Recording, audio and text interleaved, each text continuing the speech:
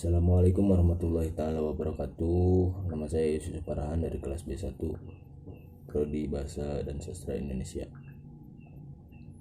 Sini saya akan menjelaskan mengenai yang pertama itu adalah peran perangkat lunak atau pengolah kata dalam karya tulis ilmiah. Yang kedua, open journal system.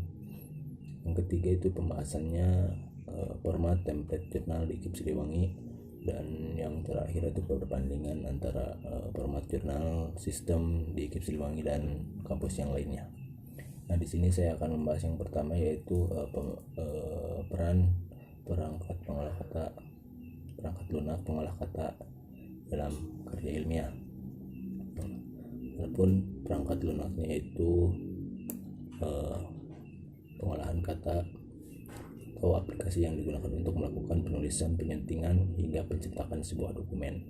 Nah, di sini lebih ke untuk mencetak sebuah dokumennya. Dan perannya yaitu dapat membantu untuk membuat sebuah dokumen berbasis teks maupun simbol dengan yang lebih mudah, ya, tentunya dengan menggunakan pengolahan kata ini. Yang kemudian dapat menyunting, mengubah atau melakukan pemformatan suatu dokumen yang sudah ada. Nah, bisa juga untuk menyuntingnya. Bisa juga membantu mencetak dokumen yang lebih mudah dan cepat. Adapun yang selanjutnya itu membantu membuat sampul sebuah laporan, skripsi, buku, dan juga lain sebagainya. Kemudian dapat membantu menyusun sebuah laporan perusahaan, organisasi, maupun laporan perusahaan pribadi, ya. Nah,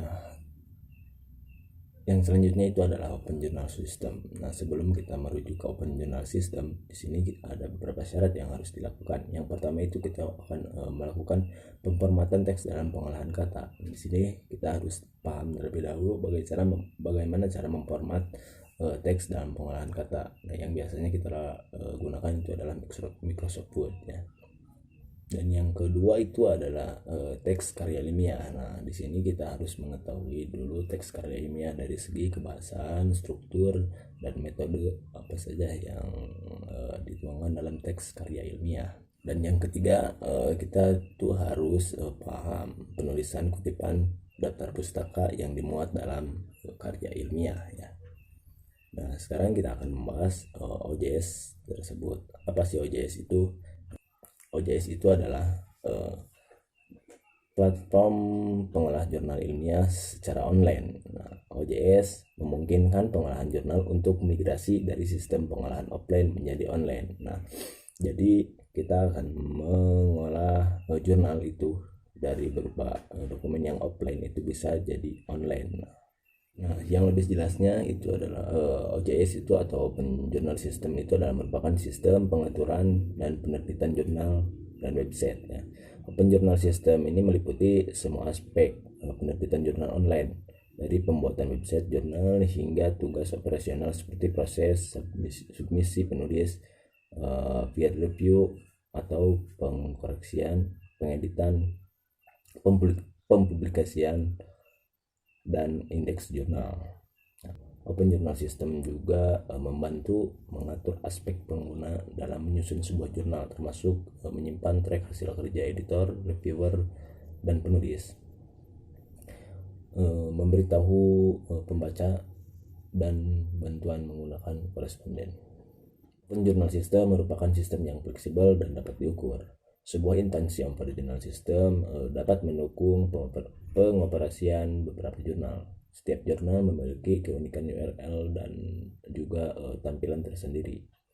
Open Journal System juga bisa membuat seorang editor untuk mengatur seluruh aspek jurnal dan website jurnal. Atau Open Journal System akan mendukung tim editor internasional dengan berbagai tanggung jawabnya terhadap beberapa bagian jurnal.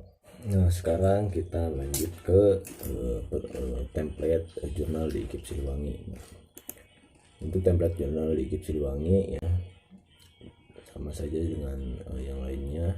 Ada judul, yang di bawahnya itu diikuti dengan nama pertama, nama kedua, nama ketiga selanjutnya, dan dari bawahnya ada pembimbing ya, pembimbing 1, 2, dan 3. Nah, tidak lupa juga di bawahnya itu dituliskan email, alamat email. Nah, di Siliwangi di abstraksinya biasanya hanya menggunakan 200 kata ya, tidak lebih dari 200 kata di abstraksi. Nah, dan menggunakan fontnya itu Times New Roman dengan ukuran 11 ya. Di judul di sini di IKIP Siliwangi itu menggunakan font Times New Roman dengan ukuran 14 ya. Adapun author name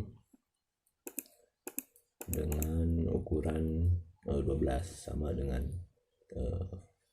huruf Times New Roman ya, tapi judul dengan ini sama bercetak tebal.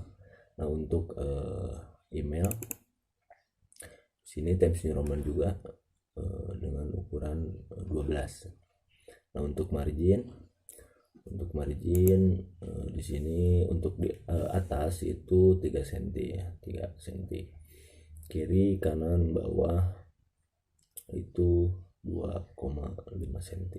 2,54 cm. Nah, mungkin itu saja. Nah, sekarang adalah perbandingan antara jurnal IKIP Siliwangi dan kampus lain. Nah, di sini saya mengambil jurnal dari kampus UPI ya. Nah, dari panduannya di sini yang pertama itu artikel. Nah, dari artikel yang diunggah sekitar antara 2.500 sampai 5.000 kata. Nah, susunan artikelnya yang pertama itu ada judul,